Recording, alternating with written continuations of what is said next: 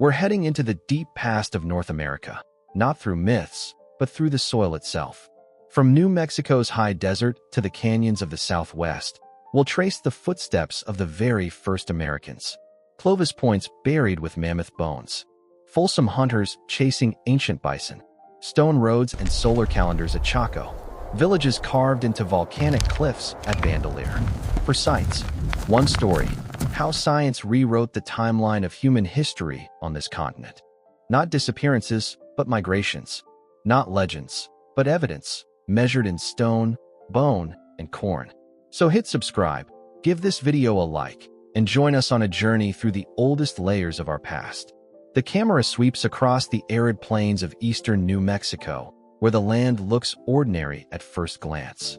Dry grasses ripple in the wind, dust devils spin in the distance, and cattle graze under the open sky. But beneath this unassuming landscape lies one of the most important archaeological discoveries in North America, a window into the lives of the very first Americans.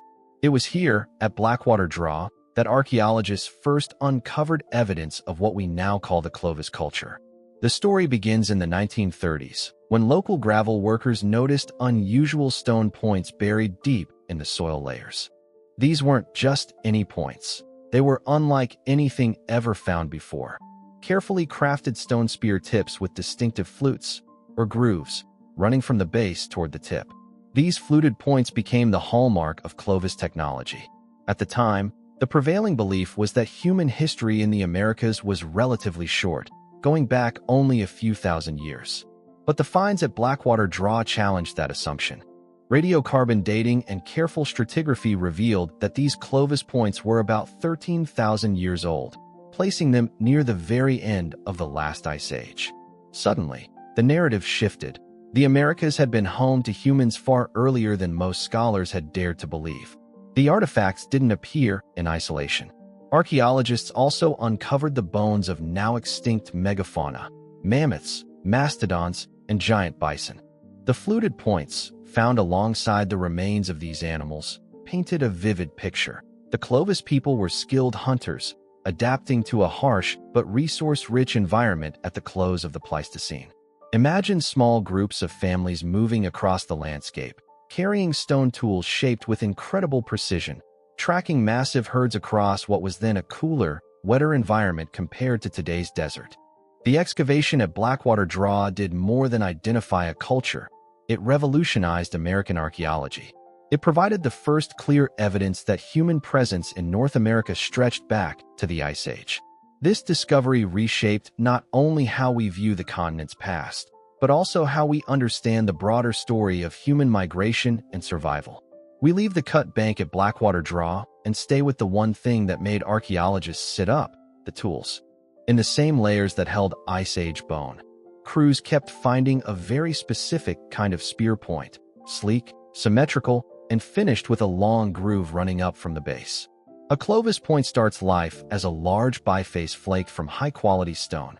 Chert, flint, sometimes chalcedony or obsidian in the west. The edges near the base are often ground dull, on purpose, so sinew lashings and resin don't get cut during use. The result is a compact, aerodynamic spearhead designed to fly straight and bind tight. What did these points arm? Most evidence points to a throwing system, an otlotl and dart, rather than hand-thrusted spears for primary use. The size of many Clovis points, the way they break on impact, and comparisons with later hunting systems all point to darts thrown with a lever, giving hunters extra range and force. Thrusting likely happened at close quarters, but the main job was getting a sharp stone into a moving animal at distance, hard enough to punch between ribs. Across the plains and southwest, Clovis points lie in direct association with the bones of extinct megafauna, especially mammoths. At sites like Leaner and Naco in Arizona, Dent in Colorado, Colby in Wyoming, Murray Springs in Arizona, and Lang, Ferguson in South Dakota, archaeologists documented mammoth skeletons, butchery areas, and Clovis points, some broken, some resharpened, within the same tightly defined layers. A Clovis hunt, reconstructed from these sites, is a choreography of risk. Hunters read wind and ground, set ambushes along game trails, and used the land's traps, soft banks, narrow crossings, hidden cuts, to close distance. A volley of darts could disable a massive animal. In the bigger story of the peopling of the Americas, the fluted point is more than a beautiful artifact. It's an adaptation, a solution to very specific problems: distance, penetration, reliability, and repair in a world of moving targets and moving camps. From the Great Plains to the southeast and up into the mid-continent, that same design shows up in the same time window, roughly 13,200 to 12,800 years ago, like a signature written across the late Ice Age landscape. When we say Clovis, we're naming a technology that connected families, regions, and generations. You can trace it from a channel flake on a camp floor to a broken base on a kill floor to a resharpened tip dropped on the trail. The points link the quiet of a napping fire to the thunder of a hunt, and they're why the first Americans don't live only in textbooks. They left us their tools, and the tools still explain how they lived.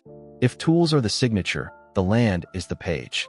To read Clovis' life at Blackwater Draw, we rebuild the southern high plains at the end of the last ice age. Picture the Llano Estacado before fences and highways.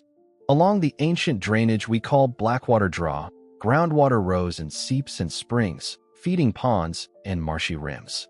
Those quiet margins, mud, cattail, willow, are where artifacts and bones stack together, the layers we cut and read today. Climate first. It wasn't glacial deep freeze, but it was cooler and generally wetter than now. Winters longer, summers milder, storms more generous. Water sat in playas and spring-fed ponds. Elsewhere in the southwest, bigger pluvial lakes dotted the basin, but here it was a chain of reliable waterholes. Vegetation tracked that moisture. Open grassland with pockets of sage and low shrubs, cottonwood and willow hugging wet ground, and pinyon, juniper on higher breaks. We know this not by guesswork, but by pollen, pack rat middens, and the fine silt chemistry in pond beds. The animals fit the plants. Out on the flats moved Columbian mammoths, ancient bison, Bison antiquus, horses, and camels native to North America, with wolves and big cats in their wake. In the same layers that hold fluted points, we find Ice Age bone. Tooth and tusk stable isotopes point to grass-heavy diets and drinking from pond water like this. Even tiny signals, freshwater shells, diatoms, sediment textures, say the ponds were stable enough for seasons to matter. For people, water organized everything. Clovis camps, napping spots, and kill floors cluster near dependable springs and channels. A pond's edge offered drink, stone, animals, and cover in one place. The open country gave visibility. Soft banks made natural traps. But the ground under Clovis' feet was shifting. Around 13,000 to 12,800 years ago, climate lurched into the Younger Dryas, a sharp, cool snap, then swung into the warming, drying Holocene. On these plains, the record shows changes in pond muds, dustier layers, later reactivated dunes, signs of shrinking water, moving shorelines, thinning grass. Herd behavior followed suit. Mammoths grew scarce. Bison became the predictable, abundant prey. Archaeology registers the pivot. After Clovis, we see the Folsom toolkit dominate the plains, still fluted but smaller, thinner points on fast, accurate darts. Kill sites shift from mammoth bone beds to bison drives and processing floors, sometimes with dozens of animals taken in tight episodes. People didn't vanish. Strategy, routes, and gear adjusted to a new water map and new herds. Adaptation is the through line. So when we look back into the cut at Blackwater Draw, we're not staring at abstract layers. We're seeing willow shade, winter-tough grasses, mammoths easing down to drink, bison bunching at a shoreline, and a small group of hunters reading wind and ground like a map. The points in the tray, the bones in the case, the mud on the trowel, evidence of an ecosystem in motion, setting the stage for the next chapter. Stand at the cut face at Blackwater Draw, and you're looking at the place where American archaeology reset its clock. Before the 1930s, most scholars thought human history in the Americas was shallow, measured in a few thousand years. What happened here forced the field to reckon with deep time. First, context, not just artifacts. Local gravel crews near Clovis had been pulling strange, beautiful spear points from deep layers. When professional archaeologists stepped in, they didn't collect trophies, they recorded stratigraphy. In one continuous profile they could show extinct Ice Age animals below and within the same layers as fluted spear points, younger, modern faunus above. That order, the law of superposition, written cleanly in sand, silt, and pond mud, tied people to the late Pleistocene without hand-waving. It wasn't a point near a bone. It was tools in the bone-bearing layer, repeated across exposures. Second, a technology with a name and a map. Blackwater Draw locality No. 1 became the type site for the Clovis culture because the sample was abundant and diagnostic. Large, carefully made fluted points, channel flakes from the fluting process, overshot thinning flakes, big flake knives, all in place with mammoth and ancient bison. Once the toolkit had a clear definition, those same points lit up on maps from the southeast to the northwest. For the first time, archaeologists could see a continent-scale pattern. A late Ice Age hunting technology spread across North America. That reach made Clovis the baseline for peopling models for the next half-century. Third, method before myth. Blackwater Draw's strength wasn't a single dramatic photo. It was controlled excavation. Grid, provenience, profiles, repeatable observations. Methods that turned a construction pit into a scientific record. When radiocarbon dating arrived in the late 1940s, it confirmed what the layers were already shouting. The association sat around 13,000 years ago. The site became a teaching example of how to argue age. Start with stratigraphy and association, then test with independent dating. Fourth, it linked local finds to a continental story. Earlier, the Folsom discovery in the 1920s had proved human presence in the Ice Age by showing a point lodged in the rib of an extinct bison. Blackwater Draw explained what came before Folsom, a distinctive technology, older fauna, a broader distribution, and gave the field a sequence: Clovis first, then Folsom, then later complexes. Right or wrong in the long run, that sequence organized research questions, funding, field schools, and museum collections for decades. Fifth, it set the standard that later sites had to meet or beat. When evidence for pre-Clovis occupations began to build at places like Monte Verde in Chile, Meadowcroft Rock Shelter in Pennsylvania, and Page, Latson in Florida, those cases were argued against the Clovis bar. Clear stratigraphy, tight association, multiple lines of data, replicable results. In other words, Blackwater Draw didn't just define a culture, it defined the burden of proof. Finally, it moved the narrative from speculation to testable history. After Clovis had a home, American archaeology could ask sharper questions. How fast did people spread? What routes did they take? How did climate swings, like the Younger Dryas, reshape prey, water, and technology? Those questions launched regional surveys, experimental mapping, faunal studies, and isotope work that still drive the field. So when we say here is where we learned the first Americans were older than we thought, we're not praising a single artifact. We're pointing to a system of evidence established at Blackwater Draw. Stratigraphy first, technology defined, dates tested, patterns mapped. That system gave the Americas a deeper past and gave archaeologists a playbook to keep pushing it back. We're leaving Clovis behind and riding straight into New Mexico's high plains. Here, in a windswept valley near the town of Folsom, the ground held a secret that would rewrite the story of the first Americans. A cowboy sharp eye, ancient bison bones, buried in flood sediments. Stone points so delicate, yet so deadly, still locked in the ribs of giants. This isn't legend. It's a discovery that forced the world to admit. People lived here thousands of years earlier than anyone thought. Clovis was just the beginning. Folsom proved it. So stay with us as we uncover the story of hunters, a cowboy named George McJunkin, and a find that shook the foundations of archaeology. The story opens in a dry New Mexico wash called Wild Horse Arroyo, near the town of Folsom. After a catastrophic flood in 1908, an African-American cowboy named George McJunkin noticed huge bleached bones eroding from a cut bank. They were too large for modern bison. He kept returning, certain the site meant more than anyone around him guessed. Years later, professional crews from what is now the Denver Museum of Nature and Science came to dig. In the mid-1920s, they exposed a dense bone bed, the jumbled remains of at least 30-plus individuals of Bison antiquus, a Pleistocene species larger and longer-horned than the bison we know today. Scattered among the ribs and vertebrae were delicate stone spear points unlike the big Clovis forms found elsewhere.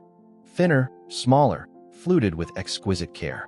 And then came the proof that would change American archaeology. A fluted point lodged between the ribs of an extinct bison, recorded in place, photographed, and removed under supervision. Human technology and Ice Age animal locked together in the same moment. Before Folsom, many scholars doubted that people in North America reached back into the Ice Age. The Folsom point in the ribs settled that debate. Stratigraphy, careful notes, and the association itself showed that hunters had stood here over 12,000 years ago, long before history books were willing to admit. The site became the type specimen for a new cultural label, Folsom, a toolkit and a way of life centered on fast, precise hunting of open country herds. What did that hunt look like? The high plains then were cooler and, in places, wetter than today. Grasslands rolled to every horizon, broken by arroyos and shallow draws. Hunters read the wind and the ground the way we read maps. They learned where herds of bison antiquus funneled, at a bend in the arroyo, a narrow bank, a soft patch of mud, and turned landscape into trap. The first volley came on otlotl-thrown darts, slender Folsom points hafted to light four shafts, built to fly straight and bite deep between ribs. A wounded animal stumbles downslope. The herd bunches. The crew presses the advantage. The technology fits the tactics. Folsom points are fluted, a channel flake struck from the base to thin the hafting zone. Edges near the base are often ground dull, so bindings won't cut.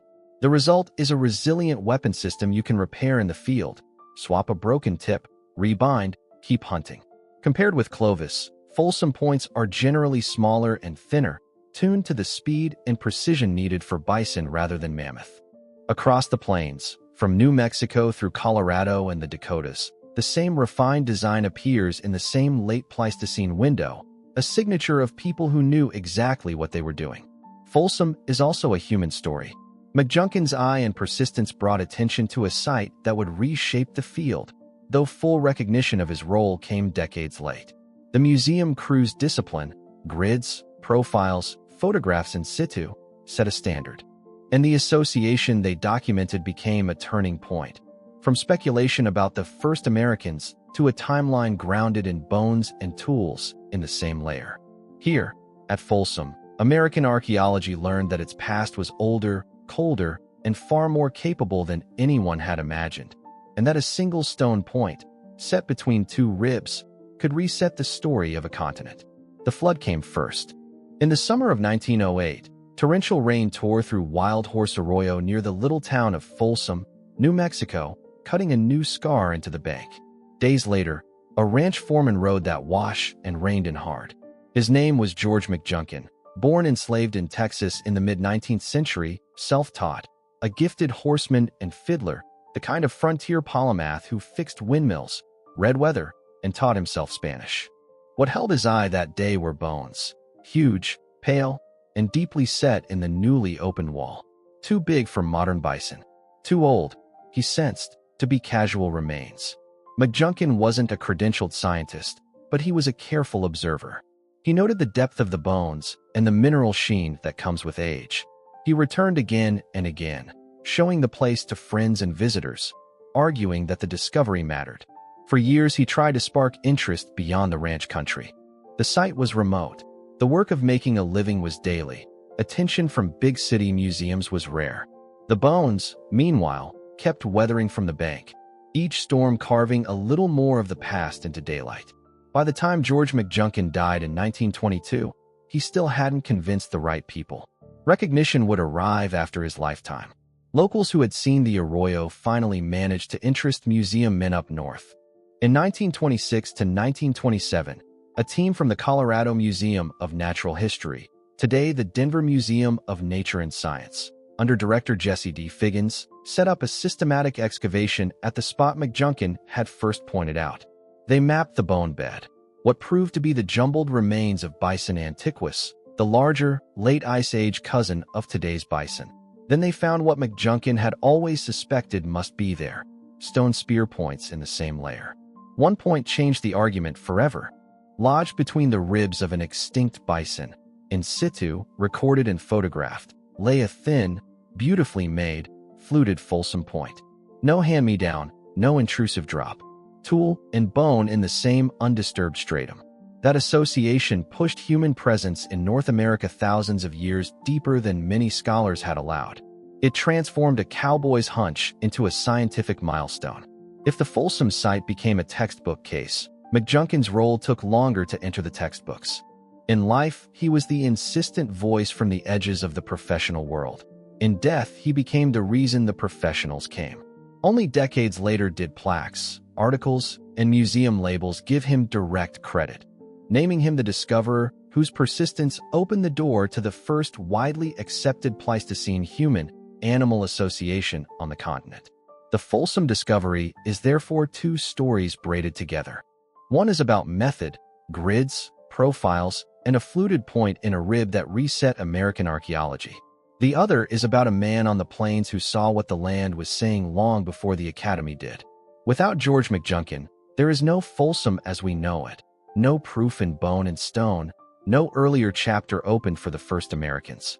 His legacy begins where he reigned in, at the edge of a flood-cut wall, reading history in the earth. The argument about America's deep past didn't end with theories. It ended in a muddy arroyo with a stone point locked between two ancient ribs.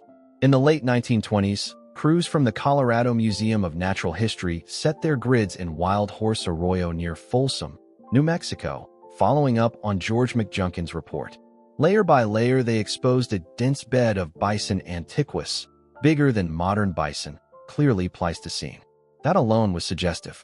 But archaeology is a hard judge. Suggestions don't change timelines. Proof does. It came as a moment you could photograph.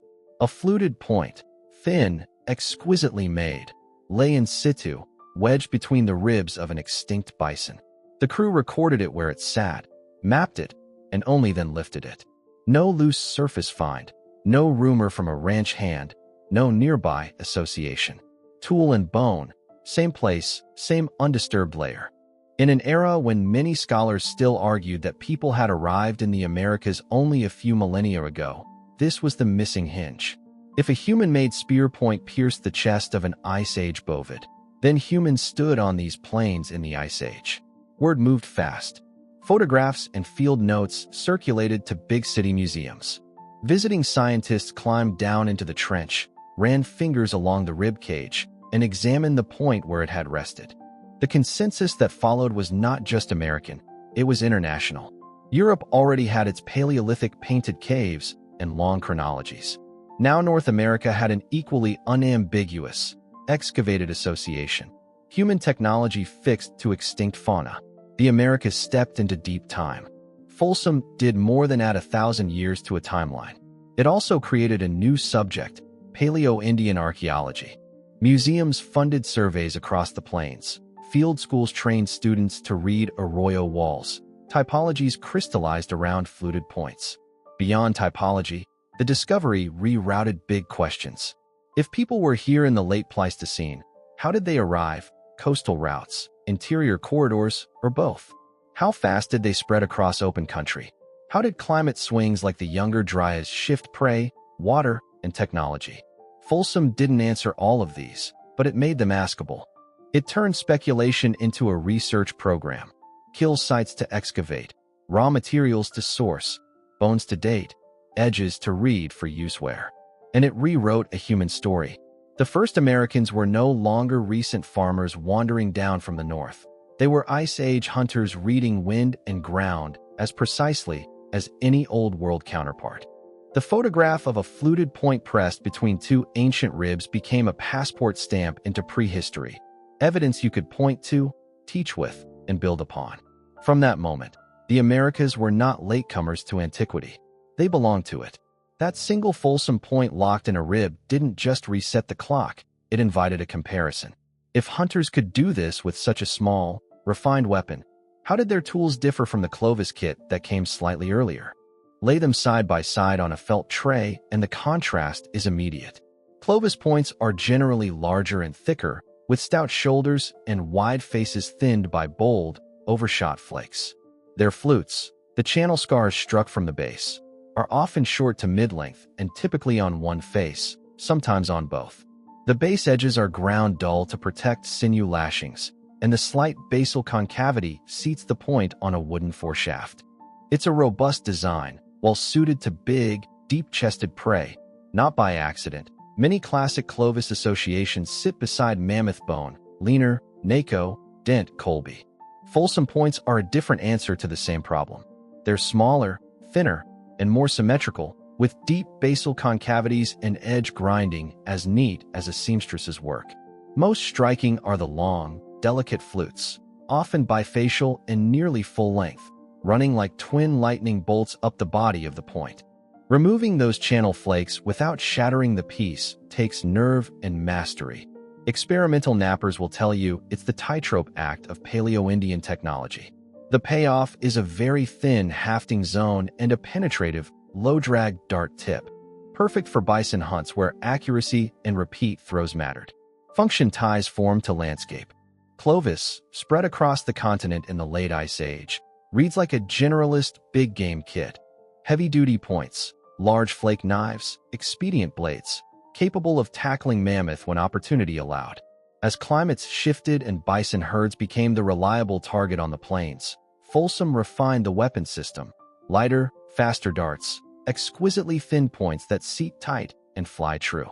Camps like Lindenmeyer preserve the rest of that world. Lithic workshops, retooling debris, resharpened tips, while Folsom kill floors hold the proof in bone.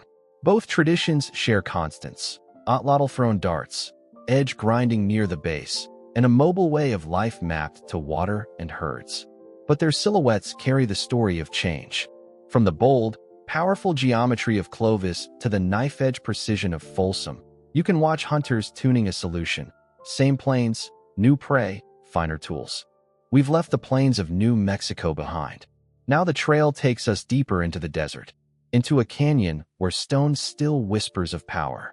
Chaco Canyon, a place of great houses with hundreds of rooms, of roads cut straight through the wilderness, of towers aligned with the sun and stars. This isn't myth, it's architecture, astronomy, and authority carved into sandstone 1,000 years ago. A civilization that thrived where survival itself seemed impossible. So stay with us as we step into the heart of the ancient Southwest to ask, was this a city, an empire, or a sacred center unlike any other?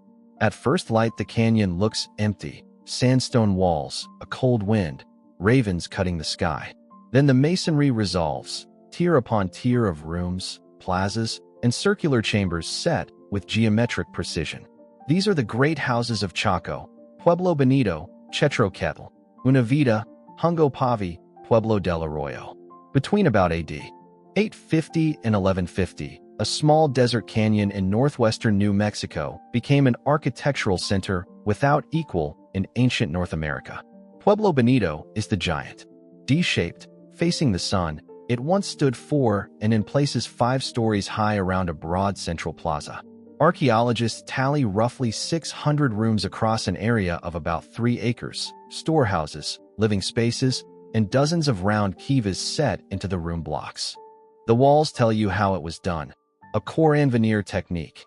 Thick rubble cores faced with carefully pecked sandstone, laid in rhythmic bands. Doorways, some of them the classic T-shape, step from room to room. Ladders once climbed between floors. Tree ring dates stitched through the timbers show the building rose in planned episodes over centuries, not as a rambling village, but as a designed monument renewed again and again. Walk east and Chetroquetl takes over the view, nearly as vast, with a grand plaza and a distinctive elevated kiva built up on a platform. Its room counts push into the hundreds, its facades run in long, disciplined lines, and along the plaza a low colonnade hints at ceremony played out in public space.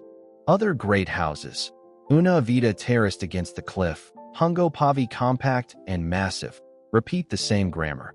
Multi-story room blocks, formal plazas, rings of kivas, sightlines held to cardinal directions, and canyon walls. None of this could stand without wood. Chaco's builders hauled tens of thousands of conifer beams, ponderosa pine, spruce, fir, from distant highlands, some 50 to 70 miles away. They came by human-back along engineered routes. There's no evidence of draft animals or wheeled transport. Set end to end as Vigus and Latilis, the timbers locked the stone into vertical ambition, making ceilings and floors that let whole blocks climb story above story in a dry land. Scale is the message, but so is intention. These weren't farmsteads slowly accreting. They were planned constructions with repeated, standardized modules. Plazas opened to the canyon like stages. Kivas, small and large, punctuated community life. Storage rooms hint at surplus and redistribution. And across the desert floor, formal roads, straight as rulings, once linked great houses to outlying sites, binding the canyon to a wider world. Stand in the shadow of Pueblo Bonito's north wall, and the numbers fade. What remains is an impression of order and reach. Stone courses hold their lines century after century. Doorways stack in clean verticals. From room counts to timber trails, everything here says the same thing. In a harsh place, a society organized people, materials, and ideas at monumental scale, and wrote that organization into masonry you can still trace with your hand. Step out from the shade of a great house, and the desert looks empty, until you learn how to read it. Low swales run straighter than wind or water could make them. Parallel berms hold a line that refuses the terrain. Here begins the Chacoan road system. Engineered corridors that leave the plazas and keep going, mile after mile, into the San Juan Basin. The most famous is the Great North Road. From the canyon's core it climbs the mesa and drives a ruler-straight course toward the Badlands. Broad, sometimes 6 to 9 meters wide, ignoring arroyos and ridges alike. Where cliffs interrupt, masons pecked stairways into slick rock or built earthen ramps to carry the line. In places the route splits into parallel roadbeds, as if width alone couldn't contain the idea. Along the margins sit small, D-shaped Herradura shrines and low mounds, waypoints that read more like stations in a ceremony than rest stops for freight. Other spokes radiate outward, the south road toward Hosta Butte and Mount Taylor country, branches to Kin Clizin, Kin Biniola, Pueblo Alto, and far-flung outliers. Aerial photography first revealed the pattern, pale scars and shadowed berms marching in straight segments across open ground. On the surface you find curbing stones, shallow linear depressions, and the occasional stair cut that proves intentional engineering. Recent mapping, from ground survey to LiDAR, tightens the geometry. These are not game trails or erosion, they are built lines. What were they for? The canyon left no-wheel ruts and the southwest had no draft animals. The roads are overbuilt for pedestrian traffic, yet they bind great houses to each other and to the horizon. One answer is practical, coordinated movement of people, timber bearers, and goods, synchronized across distance. Another is ceremonial, processional routes aligned to cardinal directions, linking the canyon's monuments to sacred places beyond sight. The facts allow both. Storerooms and outliers speak to logistics. Shrines, paired roadbeds, and uncompromising straightness hint at choreography and belief. Dates are subtle. You don't tree-ring a roadway, but associated ceramics and great house construction fixed the system in the AD 1000 to 1130 High Chaco era. Stand on a mesa edge at dusk, and you can still trace a segment by the way it refuses the landscape, a stone sentence written across open country.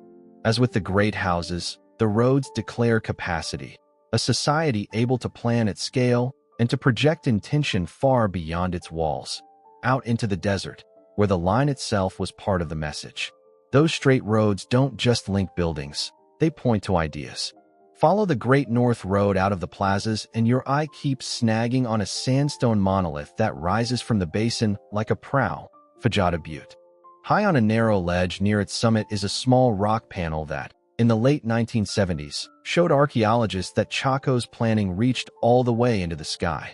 In 1977, researcher Anna Sofar climbed to that ledge and found 3 thin slabs of sandstone propped against a cliff face. Behind them, pecked into the varnished rock, lay 2 spiral petroglyphs. At midday on the summer solstice, a blade of sunlight, narrow as a knife, slipped between the slabs and bisected the center of the larger spiral. At the equinoxes, the light shifted to mark the smaller spiral. At the winter solstice, Two daggers of light bracketed the larger spiral without touching its center. The rock itself became a calendar, the sun drawing precise lines only on the days that split the year. What makes the effect compelling is its repeatability and restraint. There's no stage for crowds up there, no broad platform, only a cramped ledge. This was not a public theater. It reads like a ritual marker, a place where very few people watched the sky perform on stone, then carried that knowledge back to the canyon's plazas. The pattern fits a larger habit at Chaco. Great houses laid out close to cardinal directions, sightlines framed to horizons, kivas and doorways that cue sunrise and sunset. At Fajada, the sky schedule is caught in a single, elegant device. There are cautions. Foot traffic and natural erosion shifted the slabs by the late 1980s. The classic light patterns no longer appear exactly as first recorded. The National Park Service closed the route to protect the butte, and scholars still debate interpretations, including proposals that shadow cycles there tracked the moon's long 18.6 year standstill rhythm. Not every claim will stand, but the core observation remains. In Chaco, architecture, road, and ritual were braided to the motions of the sun. Stand at dusk in the plaza of Pueblo Bonito, and Fajada Butte holds the horizon like a gnomon. The roads lead your feet, the butte leads your gaze. In a desert where water was scarce and seasons mattered, the Chacoans built in stone a way to know when, and to make time itself a part of the place. If Fajada Butte taught the Chacoans when, the great houses show us what for. Calendars and roads weren't abstractions. They synchronized people, labor, and goods. Inside the masonry shells of Pueblo Bonito and Chetroquetl, archaeologists found rooms with no hearths and sealed doorways. Not homes, but storerooms. On the floors, corn, worked stone, and above all, the blue-green chips and finished pieces of a commodity that tied the canyon to far horizons, turquoise. Workshop debris tells the story. In several rooms at Pueblo Bonito, knappers sat cross-legged, flaking Cerrillos Hills turquoise, brought in from mines near today's Santa Fe, into beads, tesserae, and pendants. The waste, slivers, drill cores, snapped inlays, lies where it fell, a fossil of craft. Nearby rooms held thousands of finished pieces, many later placed with the dead in elite burials. Turquoise was color, symbol, and currency, stitched into mosaics, sewn onto wood and leather, worn in life and curated in death. The networks ran both ways. Along the straight Chacoan roads came not only logs and people, but exotica that have no local source. In canyon rooms, excavators recovered marine shell from distant coasts, Gulf and Pacific, cut into bracelets and inlays. They found skeletons of scarlet macaws, tropical birds whose natural range lies far to the south, feathers and bone point to exchange reaching into Mesoamerica or via northern middlemen. And inside a set of distinctive cylinder jars from Pueblo Bonito, chemical residues match cacao, the chocolate drink of Mesoamerican courts. Whatever route those beans took, the beverage in Chaco was not provincial. It tasted of far lands. All of this implies organization. Turquoise had to be mined, guarded, and moved. Shell and birds had to cross deserts. Cacao had to travel in forms that survived the journey. Great houses functioned as hubs, part ritual theater, part warehouse, part embassy.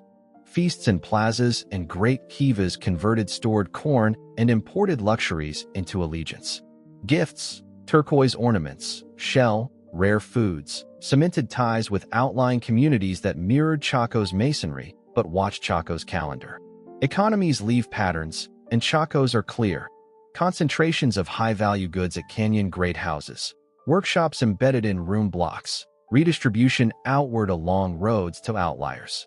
In a dry basin with thin soils, wealth wasn't grown so much as organized, pulled in by reputation, ritual, and reach, and pushed back out as the glue of a wider world. Stand in a shadowed room at Pueblo Bonito and the dust still sparkles with tiny blue chips. Outside, a road runs straight to the horizon. Between them lies the system. Time kept on stone, people moved in lines, value gathered and given, and a desert center that bound itself to distant coasts and tropics with the color of the sky set in rock. The turquoise dust hasn't settled before a larger question rises. What kind of center was Chaco? With storerooms full of valuables, roads drawn like rules across the desert, and great houses stacked in ordered tiers, it looks like a capital. Yet its plazas, great kivas, and sky-marked alignments speak a different language, of pilgrimage and ceremony more than day-to-day rule. Archaeologists read the evidence both ways. On the power side, Chaco organized labor on a scale rare in the ancient Southwest. Tens of thousands of beams carried 50 to 70 miles, masonry in the hundreds of rooms, roads that ignore terrain, caches of turquoise, cylinder jars, macaws, and shell concentrate in canyon great houses. At Pueblo Bonito, room 33 held elite burials laid with vast turquoise offerings. Such inequality hints at hierarchy. Add the outlier network, sites built in Chaco style, linked by roads, and you can see a system that managed surplus, prestige goods, and people across distance. On the sacred center side, the canyon's great houses don't behave like crowded cities. Many rooms lack hearths and trash, suggesting episodic occupation and storage rather than dense residence. Monumental great kivas, like Casa Rinconada, speak to large, periodic gatherings. Shrines along roads, cardinal orientations, and the sun dagger at Fajada Butte tie architecture to a ritual calendar.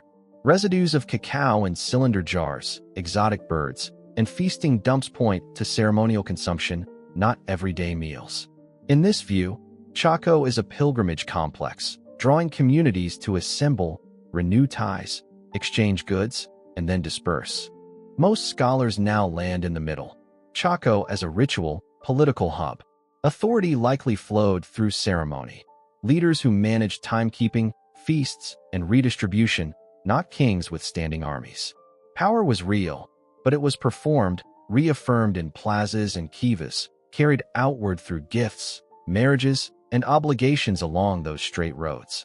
Descendant Pueblo communities frame the canyon as an ancestral sacred landscape, a place of origin, obligation, and memory.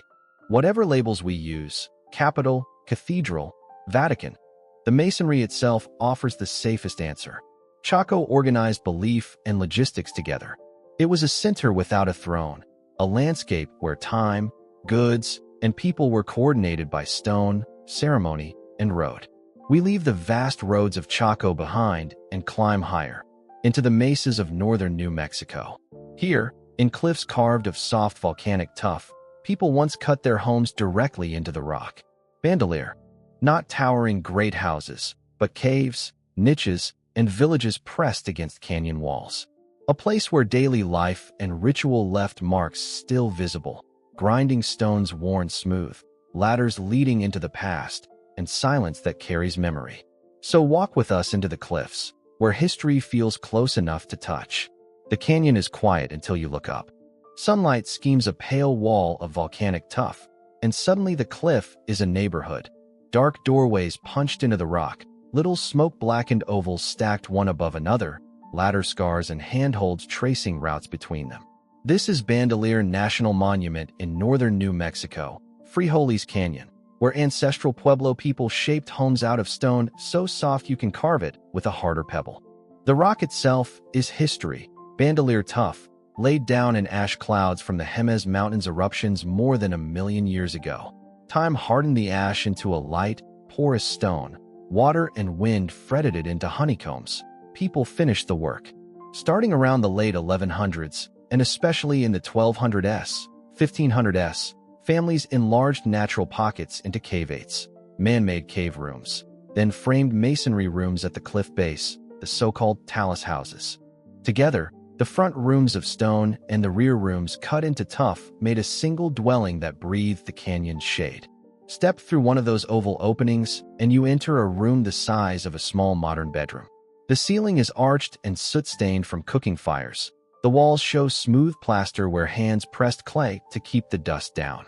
Many caveates have a shallow banquette carved along one side, a raised sleeping or sitting ledge, and small wall niches for storage. Doorways are low to hold warmth in winter. Smoke drifted through a small vent or out the opening.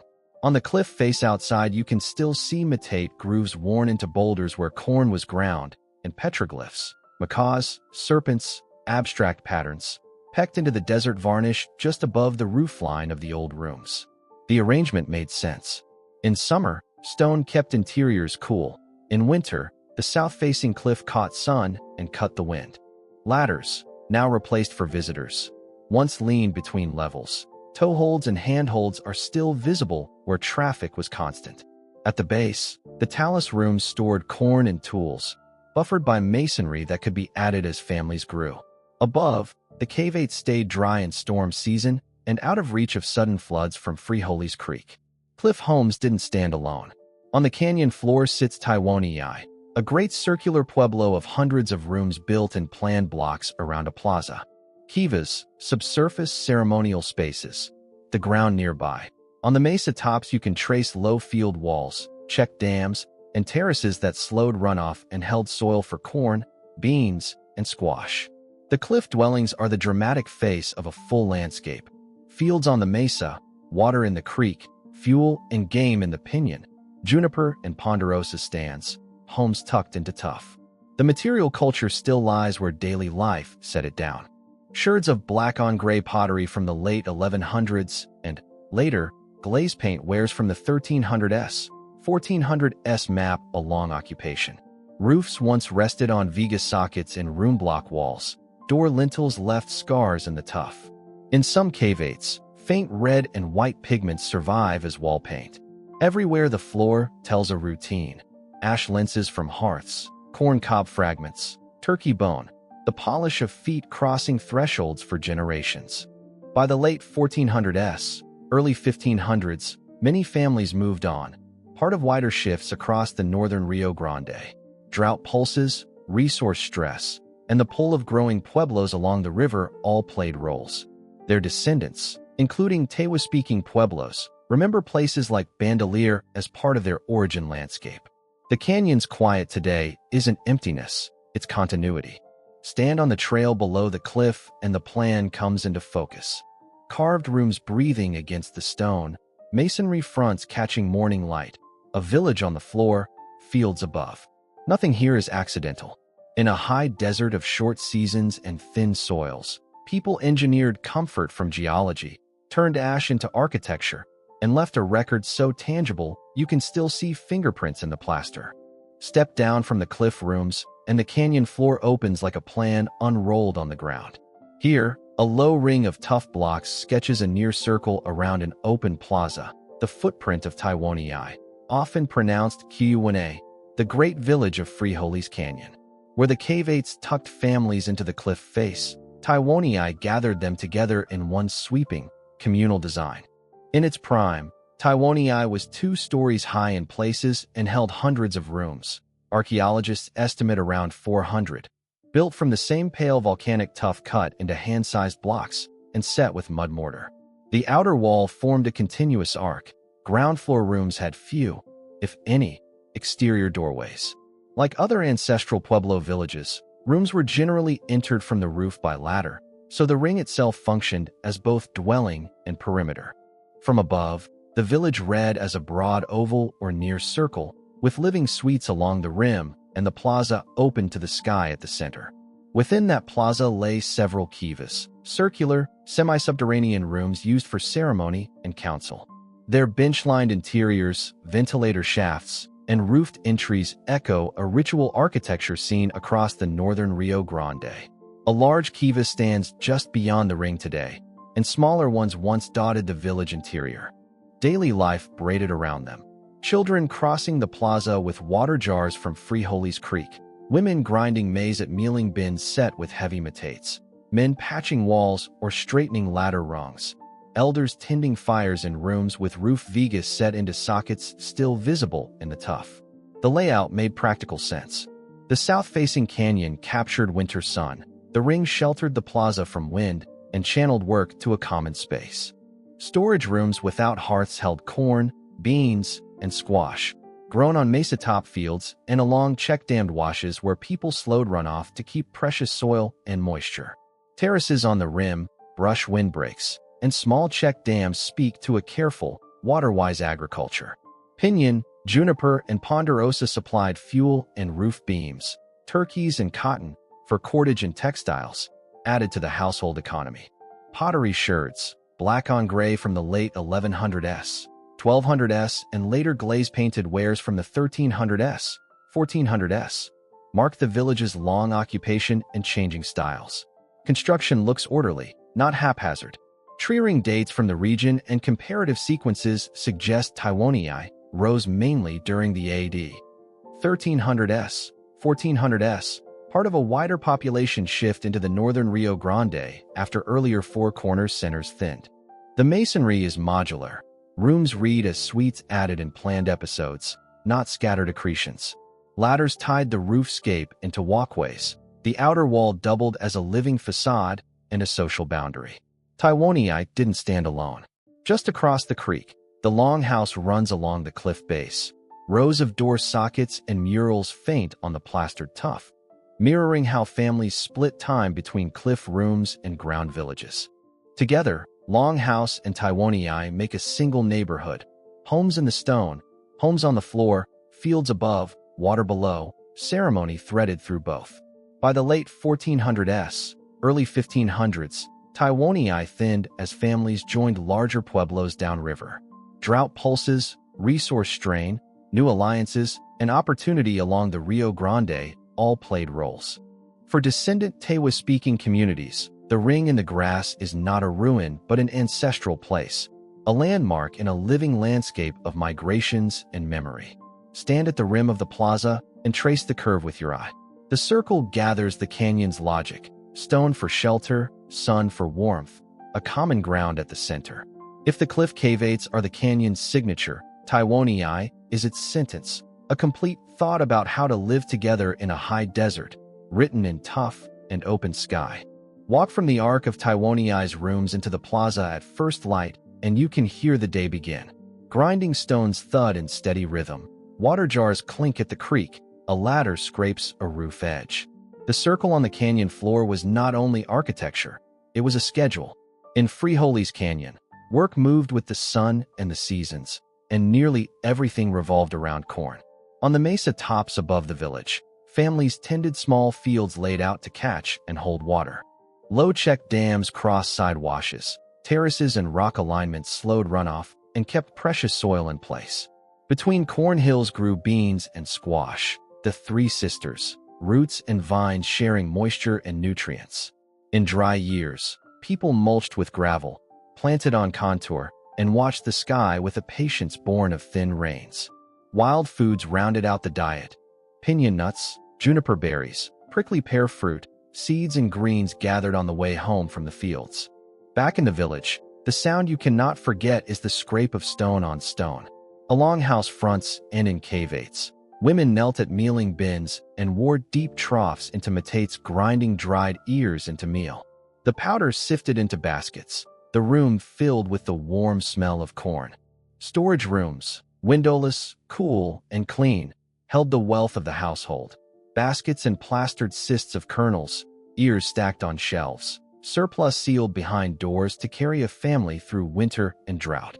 When archaeologists read the floors today, ash lenses, corn cobs, turkey bone, the layers echo that rhythm. Cook, store, mend, repeat. Household life was a web of trades. Potters coiled and scraped vessels from local clays, smoothing surfaces with river stones and painting black on gray designs. In later centuries, glaze-painted bowls and jars joined the assemblage. Weavers spun cotton and twisted yucca fiber into cordage. Blankets were stitched warm with turkey feathers.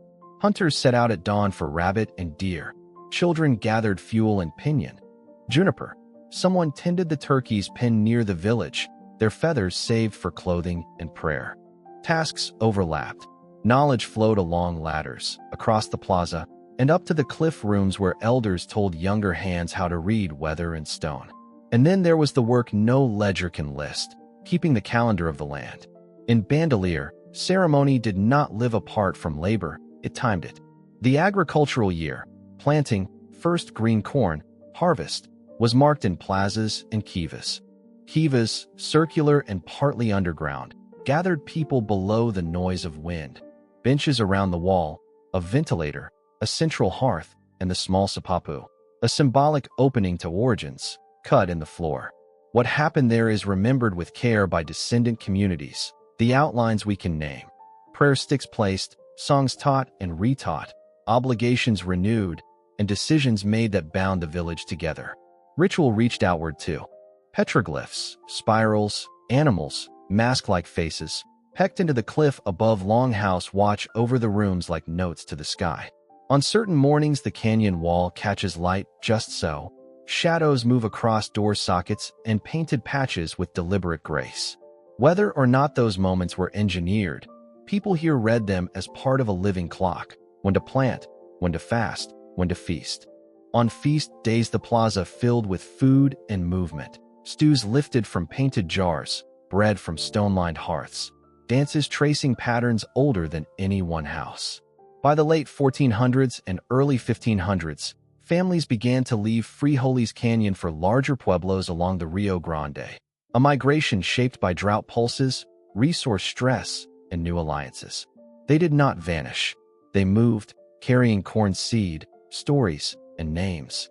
For today's Tewa-speaking pueblos, Bandelier remains part of an ancestral geography, a place in a narrative that continues. If you stand in Tyuonyi at dusk, the day's pieces line up. Fields above, water below, corn in storage, ash raked smooth, a kiva cooling after ceremony. Nothing here is accidental. In a high desert where margins are narrow, people turned stone and season into a toolkit and made daily life itself their strongest architecture. By dusk the day's work at Tyuonyi is done. Corn sealed, hearths raked smooth, the kiva cooling in the dark. From here the story widens. For generations, visitors looked at quiet rooms and weathered door sockets in places like Bandelier and asked the same question: where did the Anasazi go? The word itself, borrowed from a neighboring language, can carry ancient enemies as a meaning. Descendant communities prefer a truer phrase, ancestral Pueblo people. And the better question isn't about vanishing. It's about movement. Archaeology gives us the tempo. Tree-ring dates from the northern southwest show intense construction in the AD 1100s, 1200s, then a sharp contraction near the end of the 13th century across the Four Corners region, Mesa Verde, Kayenta, the Chaco outlands. A long dry pulse, the so-called Great Drought, 1276 to 1299, didn't act alone, but it tightened margins already strained by thin soils, short growing seasons, and social tensions. In canyon after canyon, the last ceilings go up, then the ladders come down. Households consolidate into larger villages, and many regions empty. Bandelier sits on the far edge of that wave. Frijoles Canyon and the Pajarito Plateau grow in the 1300s, 1400s, as families from the west and north join locals on these volcanic mesas. Tyuonyi swells. Longhouse climbs along the cliff. Fields spread on the rims. Pottery styles shift, from black on gray to glaze paint wares, and obsidian, basalt, and tuff move in familiar patterns through workshops and hearths. For 2 centuries the place hums. Then another turn.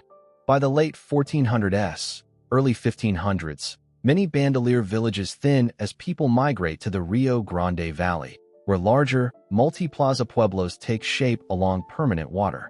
The reasons braid together: drought pulses, frost years at elevation, wood and game drawn down near older settlements, and the pull of new alliances and ritual calendars downstream. This is not a scatter, it's an aggregation. Families join kin, form new plazas, re-roof older rooms, and carry fields, names, and obligations with them. Continuity is written in the details. Kivas remain the heart of ceremonial life. Terraced fields, check dams, and gravel mulches follow people downslope. Design motifs on pottery and petroglyphs echo across regions. And oral histories among Tewa-speaking pueblos, including Oke-Owenja, San Juan, Santa Clara, San Ildefonso, Tesuk, Pewaukee, Nam, anchor places like Bandelier as ancestral homes, nodes on remembered migration routes. When Spanish expeditions reach the Rio Grande in the 1540s, they do not find a void. They meet towns, irrigated fields, and a living religious and political world that grew from the same roots as Frijoles Canyon. Archaeology tracks the handoff. Dendrochronology marks the last use of beams. Midden layers thin. Rooms show closure events. Doorways sealed. storage emptied with care. On the river, new pueblos blossom, larger room blocks, more plazas, communal infrastructure suited to steady flow water. Glaze paint sequences continue without a break. In museum drawers, corn cobs from Bandelier sit beside corn cobs from Rio Grande rooms of the next century. Same plant, same foodways, different addresses. So the phrase "the Anasazi disappeared" belongs to an older museum label, not to the land. People moved. They answered climate and crowding with the oldest technology there is, migration. They clustered around durable water, braided communities, and recentered ceremony. Changes that descendant pueblos still carry. Stand below the cliff at Longhouse and the petroglyphs, hands, spirals, mask faces, lingered just above the old roofline. Follow the creek down canyon and you trace, in miniature, the larger path. Out of the tough rooms into the valley, from Bandelier to the Rio Grande. The story doesn't end, it arrives.